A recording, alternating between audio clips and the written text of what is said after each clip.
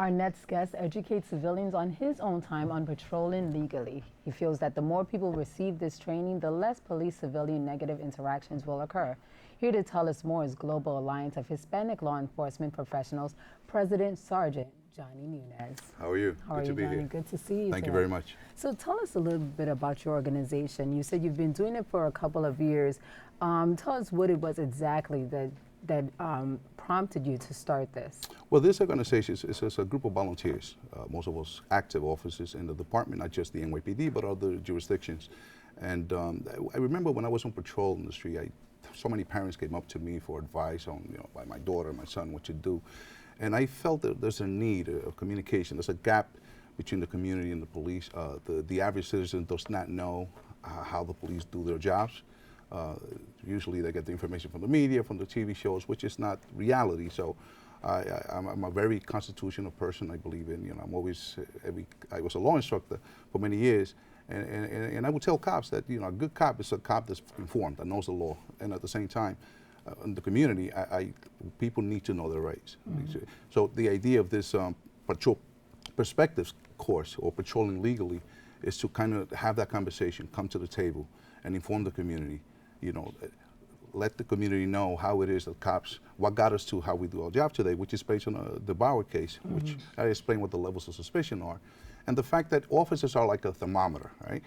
We see something develop and we come as a thermometer to ask questions, to investigate. And depending on what we find out, the answers that we get, that thermometer could either go down or go up. So that's how we build what we call levels of suspicion. And depending on what level I can articulate, that gives me legal authority to take certain actions, including use of force, including once I reach a level 3, which is reasonable suspicion, where that person will not be free to leave. And I think that's what gets us to all these cases on TV that we see, where we see officers tackling people to the ground, and the public needs to understand that that's legal. It may look bad, but it may be legally justified. So I go through that process, and then I do role plays, mm-hmm. where I have the audience members play the part of officers, and it just gives them a different perspective. Well, I'm curious as to how it's been received by the community, especially with the shootings that have been going on, with Alton Sterling, Philando Castillo. Like, how do you address events like that happening to the community in such an emotional time? Well, yeah, this particular event, you ask how it's received. I mean, so far, people love it, and they learn a lot, things that they don't, they had misinformed, but they just love the fact that, and they agree that we need to have that dialogue without opinions and passions, and we have to base it on objective criteria. As far as everything that's going on, I think more than ever, this is the type of stuff that we need. The department here, although I'm speaking on my personal, through my organization, but I can tell you that the department, at least in New York City, is doing that, exactly that. There's a lot of programs that are being developed, and that the department is doing now to come to the community, which mm-hmm. I think that maybe in the past it wasn't, they weren't doing enough. So I think that's exactly what we need. Come to the table, let's have that dialogue. But I think what happens is that social media has been a big problem for us, a double-edged sword, because, the body cameras, yes, I think 10 out of 10 cops are going to afford it. We like it. However, the videos, everybody has cell camera videos now, and what happens is that we got to be careful with videos. Mm-hmm. And what I see, the rhetoric that's out there, that's what I'm saying. Come to the table. Have only one side seems to be portrayed, but there's always a second side. So people, as you know from the media, where we start recording and the angles, those things make a difference. So one of the things I do, I actually show videos of shootings mm-hmm. from different angles, and people will change their perspective and have at least an appreciation, or at least the idea is to make people, not just rush to judgment. There's a process. And that's what I see. That's a big problem with social media now in the video. What are some things that you are encouraging civilians to do in order to minimize shootings in their community? Well, again, when I do this legal overview, the trajectory, the course timeline of different cases, and explain to people how we got to the what we have today, because in the past, I started off with the Fourth Amendment. Mm-hmm. Years ago, that's what we had. There was no guidelines on officers across the states on something less than probable cause, which is probable cause I need to arrest. But the problem was, what happens if I don't have probable cause, but there's something there, this behavior that indicates criminality?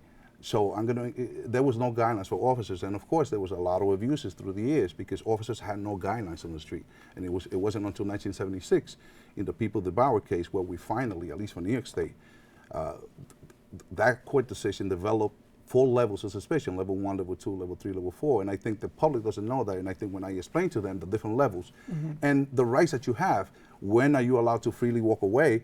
Well, talk about a little bit before, because I want to get some of that out before we have to wrap. What are some of the rights that you explained it to civilians that they have? Just quickly, level 1 is a request for information. Right? An officer needs an objective reason to approach you on the street, as long as that is not based on a bias or something. And 2 reasons: that could be for public safety. I could be looking for a lost child, and I say, "Ma'am, may I ask you a question? Have you seen this lost kid?"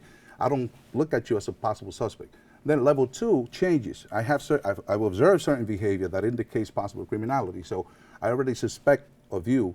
So I have more legal authority. And what are some of these suspicions that you look for? What are some of the behaviors? Okay, I'll give you an example of what a level 2 will be. And keep in mind that level 1 and level 2, the person does not have to answer the officer. They could freely walk away.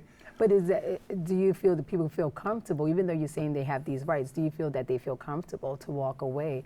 Do you think that there's a fear that's been instilled in them? If they do walk away, am I still going to That is be a natural, okay? yes. As a matter of fact, that when I go into the rights, especially with the undocumented population, a lot of times they're afraid of the police based on their history back in the country, so we understand that. And we train the cops to say, look, at this level, even if the person runs away, it doesn't mean that person is guilty of something. Right. If it's just at level 1. Now, at level 2, it may be a different story because I already suspect you. But to give you some example, let's say someone is standing by an ATM. We observe this individual for like half hour just watching people exit. All right, it indicates possibility, right? Identity theft is big nowadays. So as an officer, I think society will want that officer to engage that person and ask questions, which we're allowed to do. So I'm going to say, what are you doing here? 2 things can happen. You might say to me, well, I'm just waiting for my college friend. We're supposed to meet here. And I said, fine. I could choose to just walk away and keep observing you. But could that person be looking for that victim to rob? True. So that's what it's all about. So I may tell my partner, hey, go around the block. When I come around the block, here comes the friends, they hug and they leave. All right, no problem. Right. But we want cops to be proactive. Well, we definitely appreciate you starting the dialogue. Please let us know how other people can get in contact with the organization. Sure. We have a website. It's the Global Alliance of Hispanic Law Enforcement Professionals, www.gahlep.org. And one of the things that we do is to go out into the communities, to just not speak about this particular one, but bullying, gang awareness. That's a big issue in our community. So you name it, tell us what the community needs, and we're out there. Thank you so much, Johnny. Thank you so Pleasure much. having you today. Thank Outstanding. you. We have to take a break, but when we return, we'll find out the dangers behind synthetic drugs. We'll be right back.